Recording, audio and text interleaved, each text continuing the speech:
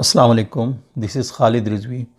आज मेरा मौजू है पॉलिटिकल अनसर्टेनिटी इन पाकिस्तान, यानी सियासी गैर यकीनी सूरत हाल।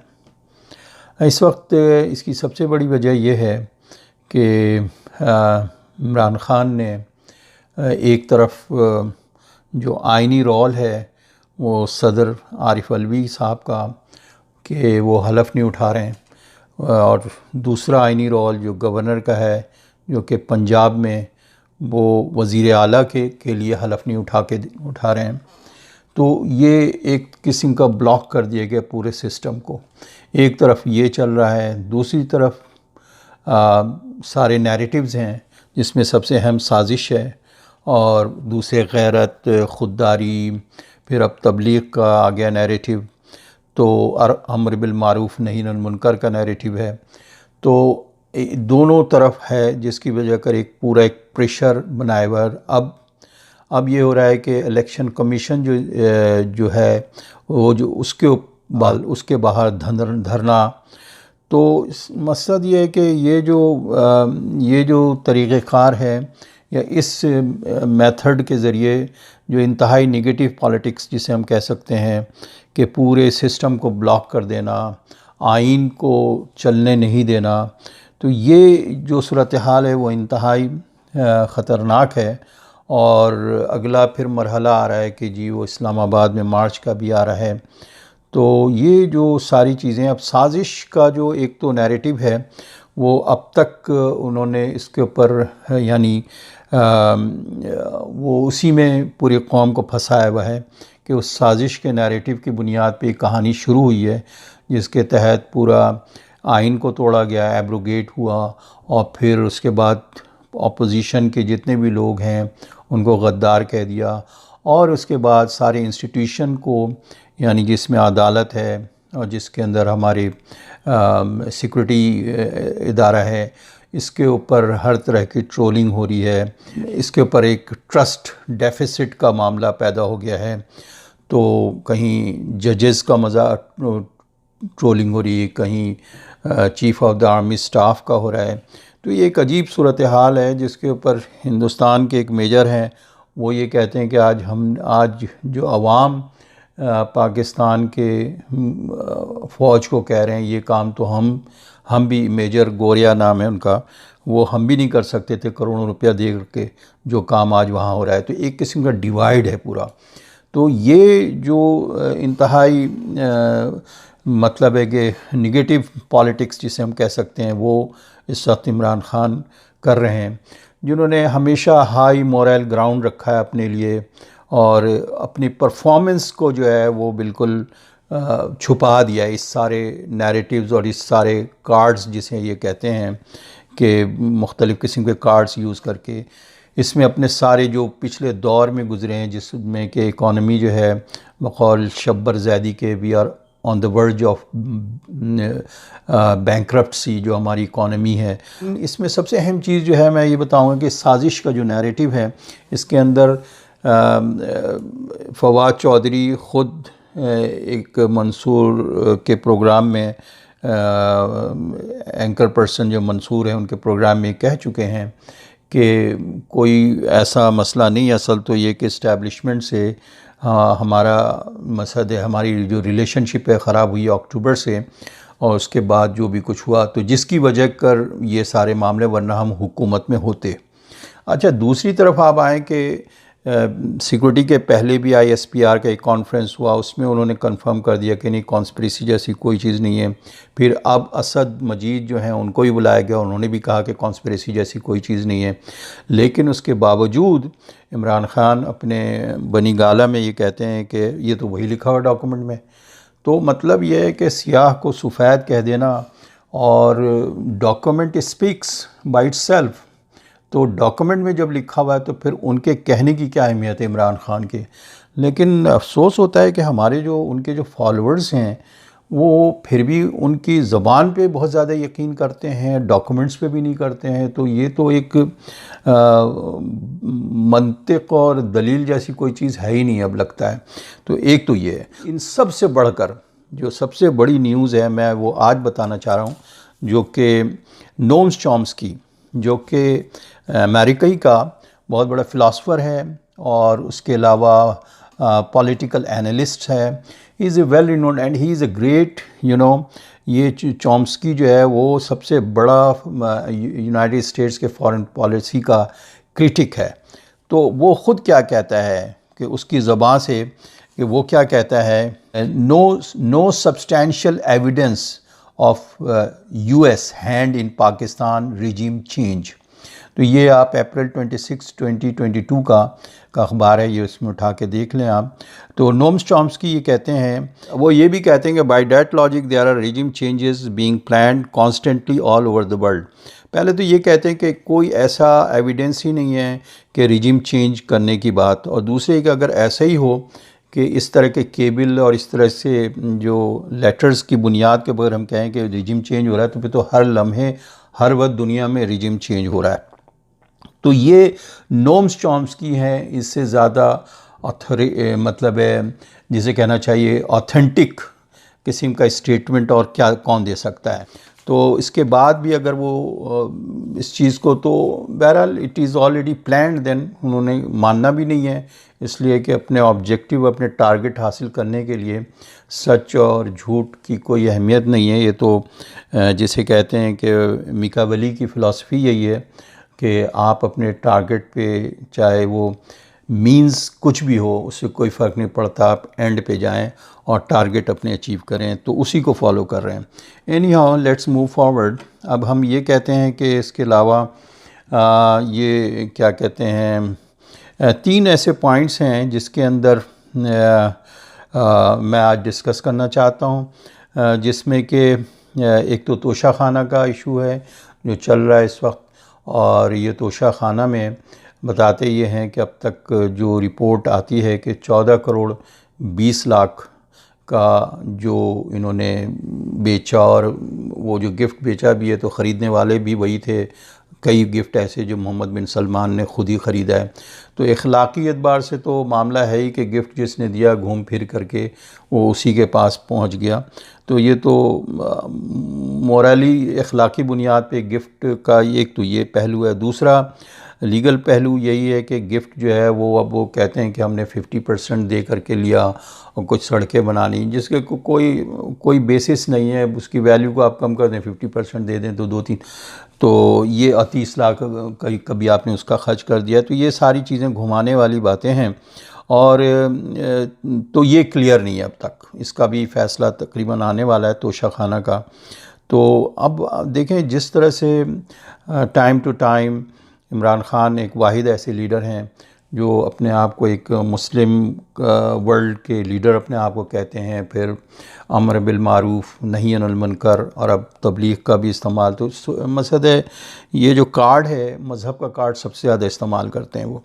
तो अब ये देखें कि तोशा खाना के सिलसिले में अगर हम वाक़या इस्लामी रवायात में से लें तो हज़रत उमर बिन ख़त्ताब रज़ियल्लाहु तआला अन्हु के वक्त में एक मतलब कैसर रूम के पास कोई कासिद जा रहे थे, तो उस वक्त उनकी ज़ौजा ने एक कुछ तोहफ़ा कैसरा के नाम पे भेजा, तो उन्होंने भी इन रिटर्न कोई हदिया भेजा। तो उसके ऊपर हज़रत उमर बिन ख़त्ताब रज़ियल्लाहु तआला अन्हु को पता लगा, तो अपनी ज़ौजा से उन्होंने कहा कि कहाँ है वो हदिया जो कि कीमती तोहफ़ा था। तो उन्होंने दिया, उन्होंने कहा ये आपके लिए नहीं है, आपको कैसर रूम पहले क्या इससे वाकिफ़ थे आपसे, या आपको ये तोहफ़ा देते, ये बैतुल माल में जाएगा और ये लोगों का है इसमें हिस्सा। तो ये एक जो हम उस रवायात से जानते हैं कि ये हदिया और तोहफ़े का क्या होना चाहिए। तो उसके अलावा नंबर 2 पॉइंट पे हम जाते हैं, और इसमें फ़ॉरेन फंडिंग केस में इसका केस चल रहा है अभी। हाई कोर्ट से ये भी एक हुक्म आया है कि इसकी कोई 30 डेज़ की लिमिट नहीं है, but any how case is moving now, it's processing, इस पे वर्क हो रहा है। इलेक्शन कमीशन में इन्होंने धरना डाला हुआ है, उसके ऊपर प्रेशर डालें, हर इंस्टीट्यूशन के ऊपर इन्होंने प्रेशर डालना है। तो अब यह है कि जस्टिस शायक उस्मानी के बकौल उनके, वो ये कहते हैं कि इसके सोर्स नहीं है, तो ये तो ओपन एंड शट केस है। तो इसका केस जो है वो डिसक्वालीफाई कर सकता है इनको, यानी वो पार्टी को और इनको सबको। तो ये सूरत हाल मसद फ़ॉरेन फंडिंग केस का है। और दूसरा ये है कि अब जिस तरह से इन्होंने अदालत के ऊपर प्रेशर डाल रहे हैं कि बड़े बड़े जलसे कर कर के अवाम का, यानी जैसा कि अब शेख रशीद साहब फरमाते हैं कि सिविल वॉर हो जाएगी अगर इनकी बात नहीं मानी जाती है। इसी तरह जो हथकंडे इस्तेमाल कर रहे हैं वो ये कि इमरान ख़ान भी कहते हैं कि भाई जो लोटे हैं उन, पहले भी उन्होंने फरमाया कि उनको तो हरास करना, उनकी ये नहीं होगी। तो समझ नहीं आता है मुझे लोगों को, वो जो पढ़े लिखे लोग हैं या मिडिल तबका, उनको भी ये नहीं समझ में आता है कि एक तो पाकिस्तान में म्यूज़िकल चेयर हमेशा से चलता रहा, कोई नई बात नहीं है। जब इमरान ख़ान अपनी हुकूमत बनाने गए थे तो उस वक्त भी इन्हीं उनके लिए लोटे जमा किए गए थे, जो जहांगीर तरीन हेलीकॉप्टर से जमा करके दे रहे थे, नंबर 1। नंबर 2, RTS सिस्टम भी बिठाया गया वही इस्टेब्लिशमेंट के ज़रिए जिसको आज वो गालियाँ दे रहे हैं। तो उसी के ज़रिए RTS सिस्टम भी बैठाया जिसमें जनरल फैज़ हमीद थे इन्वॉल्व। तो अब ये सारे चीज़ों को उन्होंने भी इंजॉय किया। तो आज मतलब है आज वो बुरे लग रहे हैं, अगर वो उनकी तरफ फेवर में होते हैं तो ठीक है, अगर उनके ख़िलाफ़ हैं तो ठीक नहीं है। यही अब इवन अदालत में भी यही हुआ कि जस्टिस अता बंदियाल जो हैं या जस्टिस गुलजार हैं, इनको पहले बेंच में जो पानामा केस में नवाज़ शरीफ के ख़िलाफ़ हुआ, और उनको जो नवाज़ शरीफ के ख़िलाफ़ भी कोई करप्शन के केसेस अभी तक तो नहीं हुए, सवाए इसके कि वही एक अकामा का इशू हो, और वो भी टेक्निकल ग्राउंड पे किया। उसकी भी रिपोर्ट में एक करप्शन का लफ्ज़ नहीं लिखा हुआ है। तो उस वक्त वो उनको सूट करते थे वही जज।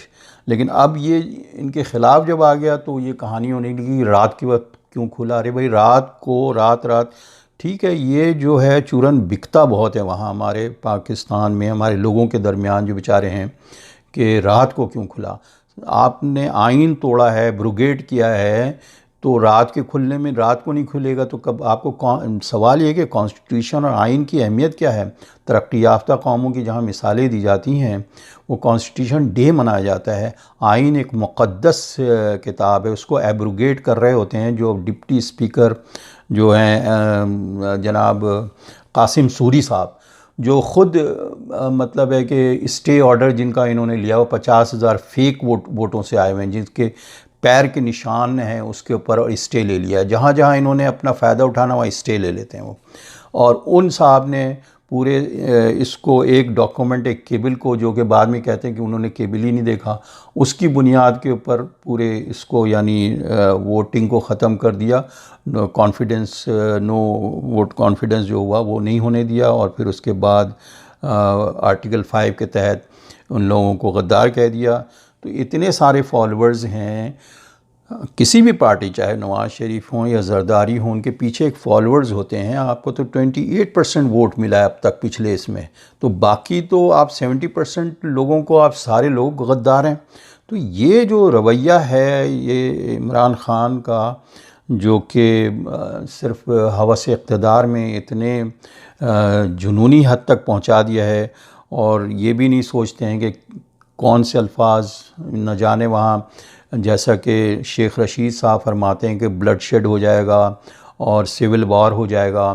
तो मतलब ये ज़बान की ये जो फितना अंगेज़ी जिसे कहते हैं, ये कितनी ख़तरनाक होगी आप बताएं। तो और साथ साथ आप ये भी कहते हैं कि हम सारे मज़हब का कार्ड भी आपने हाथ में लिया हुआ है। तो ये सारी सिचुएशन जो है वो बड़ी तशवीशनाक है। अब मैं आता हूँ, ये तो फ़ॉरेन फंडिंग केस के हिसाब से है कि अब, लेकिन अदालत के मामले में ये जो बड़े बड़े जुलूस लेके अदालत को जो प्रेशराइज़ किया जा रहा है ताकि इनके फ़ैसले पे असरअंदाज हों, तो ये तो कोई इसका कोई लॉजिक नहीं है। इसलिए कि जिसके पास 2 लाख लोग हों, जिनके पास 3 लाख लोग हों, तो उनके तो जराइम की सज़ा मिलेगी नहीं, और जिसके पास कोई आदमी नहीं तो मुजरिम हो गया। ये कौन सी लॉजिक है कि अब आप इंसानों के, अब आपने जैसे कि इमरान ख़ान ने हाल ही में एक तकरीर की थी कि इंडिया में जो है बड़े खुददार हैं लोग, वहाँ की मिसाल ले लें।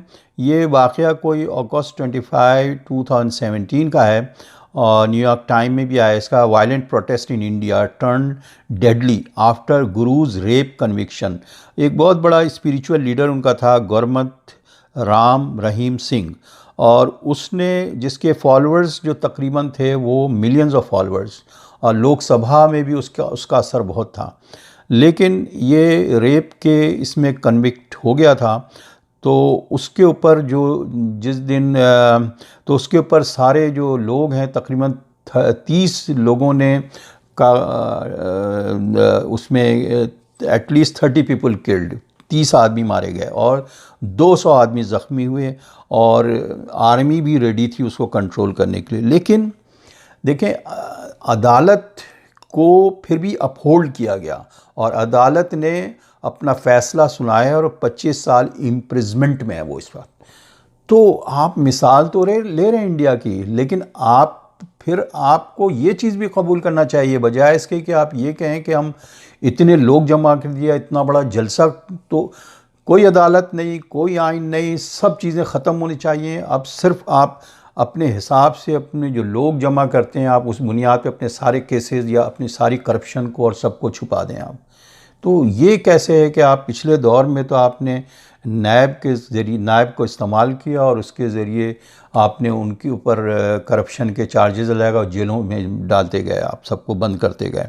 तो ये और हाई मोरल ग्राउंड पे हमेशा आप खेलते हैं कि आपसे यानी सारे लोगों को आपने जो एक माशरे में इतना बड़ा मकसद है कि जो इस वक्त जो माशरा है वो यूथ को और लोगों को ये जो गालम गलोच सिखाना, बिलिटिल करना किसी को, तो मतलब है कि किसी के नाम बिगाड़ना, इस्लाम में नाम बिगाड़ना कितना बुरा, इसके लिए कितना बड़ा गुनाह इसको बताया गया है, जिसको आप हंसी उड़वाते हैं सबसे।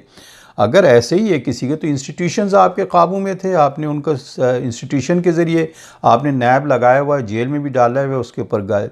तो ये जो पॉलिटिक्स का इंतहाई डर्टी पॉलिटिक्स जो है ये, और ऊपर से माशरा जो है, जैसा कि हमने बताया पहले भी कि मिकावेली की फ़िलासफ़ी के हिसाब से कि इमोरलाइजेशन, कि आप जो है किसी भी तरीके से अपना एंड की तरफ नज़र रखें, मीन्स कुछ भी हो, और यही आपका जो तरीक़ेकार है वो एक इसकी वजह कर पूरा माशरा जो है अखलाक़ी ज़वाल का शिकार हो जाएगा। और नस्लें क्या सीख रही हैं, सो हर जगह डिवाइड कर दिया, इवन फ़ौज को डिवाइड कर दिया, एक्स सर्विस मैन की ताकत आप हासिल कर रहे हैं, और उसकी वजह कर ये उसमें भी डिवीज़न हो रही है, इसी तरह कौम में भी डिवाइड कर रहे हैं। तो ये एक किस्म का फितने की शक्ल इख्तियार कर रही है। तो मेरे ख़्याल में इसमें जो है ना, इसको ये चीज़ें आम लोगों को भी सोचना चाहिए कि इस हद तक नहीं पहुंचना चाहिए। और अब हाल ये है कि उनकी शख्सियत के ऊपर, यानी आप हमारे यहाँ तो लोगों का ये कि गुड़ ना दो गुड़ जैसी बात करो, तो इन्होंने सारा यही किया कि सिर्फ गुफ्तार के गाज़ी रहे और किरदार के गाज़ी बन ना सका। तो जितने वादे किए थे वो करोड़ों नौकरियां देने के, लाखों मकान देने के, और फिर इसके बाद ये मतलब है कि गवर्नर हाउस को यूनिवर्सिटी बनाने के, ये सारे वादे जो हैं वो तो पूरा नहीं किए, लेकिन आपने पूरी सोसाइटी के अंदर नफ़रत का जहर घोल दिया। और इसके अंदर आप देखें कि ये जो सोशल मीडिया ब्रिगेड बिठा दिया और उसमें ट्रोलिंग करना और ये मुख्तलिफ़ किस्म के ये करके बॉट्स के ज़रिए और उसके ज़रिए इस तरह से ये सारी कारिस्तानी की है, जिसकी वजह के ये तो बीजेपी IT सेल भी यही कर रही है मुसलमानों के ख़िलाफ़।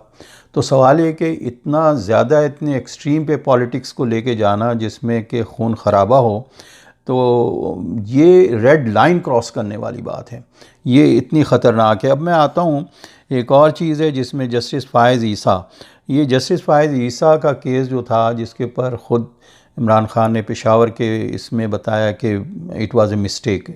मिस्टेक कह देने से काफ़ी होगा, यानी जस्टिस फ़ायज़ ईसा का केस क्या था ये समझने की ज़रूरत है हमारे नाजरीन को कि वो ये था कि फैज़ाबाद धरना एक हुआ था जिसके अंदर इन्होंने TLP को मिलाया था, जो कि तहरीक लब्बैक पाकिस्तान, उसका कार्ड यूज़ कर रहे थे, लेकिन उसमें इस्टेब्लिशमेंट ने इनकी मदद की और हर उस धरने में आने वाले को पैसे दिए गए थे, जो कि टीवी पे भी, ये मीडिया पे भी आ रहा था। उसके ऊपर जस्टिस फ़ाइज़ ईसा ने फ़ौरन एक्शन लिया और उसको केस यानी आगे बढ़ाया और उन्होंने पूरी रिपोर्ट बनाई कि ये इस्टेब्लिशमेंट को और इनको इस सियासत में नहीं इन्वॉल्व होना चाहिए।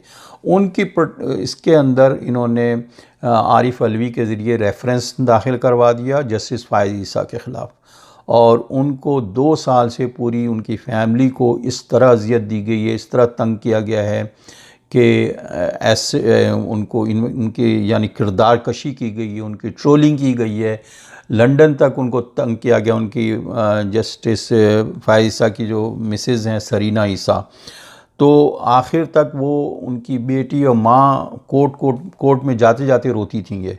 और आज आप ये कहते हैं कि ज़ाहिर है उनके ख़िलाफ़ तो कोई ऐसी चीज़ आई नहीं, और वो इस वक्त ज़ाहिर है फ्यूचर के चीफ़ जस्टिस भी बनने वाले हैं, तो लगता ऐसा ही है कि उनके चीफ़ जस्टिस बनने वाले हैं, इसकी वजह कि इन्होंने आज मिस्टेक को एक्सेप्ट किया। लेकिन मिस्टेक को एक्सेप्ट करने से नहीं, इसी तरह आप हर जगह झूठ, अब इसमें देखिए क्या हुआ, झूठ तो मैं नहीं बल्कि इनके अपने लोग क्या कह रहे हैं कि इसके ऊपर इन्होंने, इमरान खान ने कहा कि फ़रोग़ नसीम की वजह कर हुआ। फ़रोग़ नसीम ने फ़ौरन कहा कि ये तो झूठ बोल रहे हैं, ये मीडिया पे है, मैं नहीं बयान कर रहा हूँ, आप ख़ुद देख लें इसको।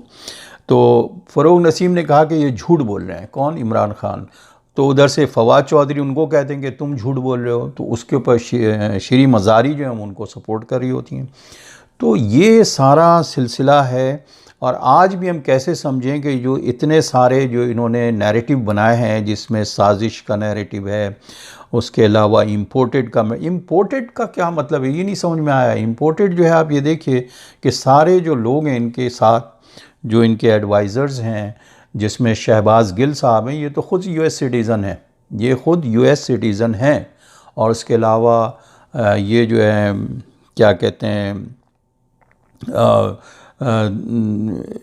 दूसरे जो सारे हैं कि जो लंदन वाले एक साहब हैं वो हैं। और इसके अलावा आप देखें कि शाह महमूद का बेटा ज़ैन कुरैशी, तो वो तो ख़ुद इनसे कैरी से, वो ख़ुद सिटीज़न हैं ये लोग सारे। तो ये इनके सारे लोग ख़ुद वहीं US के हैं, और आपने एक नैरेटिव बना दिया इम्पोर्टेड। जुल्फ़ी बुखारी को आप ले लें, वो तो ये सारा जो एक किस्म का परसेप्शन है, और परसेप्शन कह लें, डिसेप्शन कह लें, ये डिसेप्शन है सारा, बल्कि मैं तो कहता हूँ कि आप धोखा दे रहे हैं कि इम्पोर्टेड के लिए आप लफ्ज़ इस्तेमाल कर रहे हैं। तो ये, और मैं यही कहता हूँ। उसके अलावा अब आप देखें कि इवन AQ खान की जो फनरल हुआ, AQ खान ने जस्ट अपने बिस्तर मर्ग पे ये कहा था कि एक बार भी मुझे इमरान खान देखने नहीं आए, इसलिए कि उनको इजाज़त नहीं मिली होगी यूनाइटेड स्टेट US से और सऊदी अरब से। ये रिकॉर्डेड है, जो बात भी मैं कह रहा हूँ, it is all evidence base. और फिर उनके फनरल में भी नहीं गए, किसको खुश करने नहीं गए थे, ये सब सोचने की बात है आपके। तो ये सारे ड्रामे हैं। अब मैं आता हूँ कि असल में हमारे अफसोस की बात यह है कि हम सियासी या पॉलिटिकल लोगों को की अगर हम शख्सियत परस्ती शुरू कर दें तो एक पोलराइजेशन शुरू हो जाती है, और इस वक्त जो है पोलराइजेशन हो गई है, तो ये आगे जाके बहुत ख़तरनाक हद तक बात जाएगी। और शख्सियत परस्ती में कोई मंतिक नहीं होती, बल्कि ये एक किस्म का सियासी मज़हब हो जाता है, और इसकी कल्ट फॉलोइंग होती है। तो बात असल में कि ये सारा जो उनका अंदाज़ है, एक तो फैशिज़्म वाला है कि जब भी बात करते हैं तो वो यही कि दूसरों अपनी ज़ात से शुरू करते हैं और अपनी ज़ात पे ख़त्म करते हैं। तो ये जो है यानी पाकिस्तान की तारीख़ में आप देखें कि इवन अगर आइन को तोड़ा ज़ियाउल हक़ ने या परवेज़ मुशर्रफ ने, तो उन्होंने मुल्क को, उनके हिसाब से वो कहते हैं हमने मुल्क को ज़्यादा इम्पोर्टेंस दिया आइन के मुकाबले में, लेकिन यहाँ आइन के मुकाबले में इमरान खान की शख्सियत को ज़्यादा अहमियत दी गई है। तो मुल्क इतना अहम नहीं है, आइन ज़्यादा अहम है, इमरान खान की शख्सियत ज़्यादा अहम है। यही वजह है कि कहीं पासपोर्ट भी जलाए गए, कहीं फ्लैग भी जलाए। तो ये इंतशार पैदा किया रहा है, सोसाइटी के अंदर ये इंतशार है। तो अब सवाल ये है कि इनका ये जो ईगो, ये जिसे हम कहते हैं मेगा ईगो है इनके अंदर, तो ये इस चीज़ ने यहाँ तक पहुँचाया है। हालांकि लेकिन हम ये कहते हैं कि हमारे यहाँ के मिडिल क्लास तबका, उनको सोचना चाहिए कि द बेस्ट वे, हमें चाहिए कि हम क्रिटिकल थिंकिंग हमेशा रखें। और जैसे सॉक्रेटिस कहता है कि सही मानो एक अच्छा माशरा वही होता है जहाँ क्रिटिकल थिंकिंग हो, कि अगर कोई चीज़ गलत हो रही है तो हम गलत तो कहें। अब अगर लफ्ज़ आ गया इमरान खान का, जैसे एक ज़माने में अल्ताफ़ हुसैन का नाम आ गया, तो हर वो चीज़ जो है वो अगर गलत भी है तो हम उसको सही कह रहे हैं। तो ये सोचने की बात है कि हम तो कहते हैं माशरा किधर जा रहा है, ये बड़ा इंपॉर्टेंट है। सही माने में लीडर तो वो होते हैं कि सिर्फ पॉपुलर नहीं है, वो उनको एक अच्छा रिफॉर्मर होना चाहिए। जिस तरह नेल्सन मंडेला था, जिस तरह आप ये देखें माओ था, या जिस तरह आप इसको देखें महात्मा गांधी भी रहे हैं, जो नॉन वायलेंस की तहरीक जिन्होंने चलाई है। तो ये असल में देश, एक अच्छा लीडर जो है वो एक अच्छा सिर्फ रिफॉर्मर होना चाहिए। सिर्फ बोलने से नहीं है कि अमर बिल मारूफ नही अनिल मुनकर, ये तो कि भाई नेकी की तरगीब दें और बुराई से रोकें। तो ये चीज़ सिर्फ आप नारों की हद तक नहीं है कि आप नारों से लोगों को अट्रैक्ट कर रहे हैं। मैं यही कहूँगा कि अल्लाह करे पाकिस्तान में अमन और सुकून हो, और ये इस तरह की जो एक क्यास और अनारकी की तरफ जो जा रहा है, अल्लाह पाकिस्तान को इससे बचाए। और मैं यहीं पे अपनी बात ख़त्म करता हूँ। खुदा हाफिज़।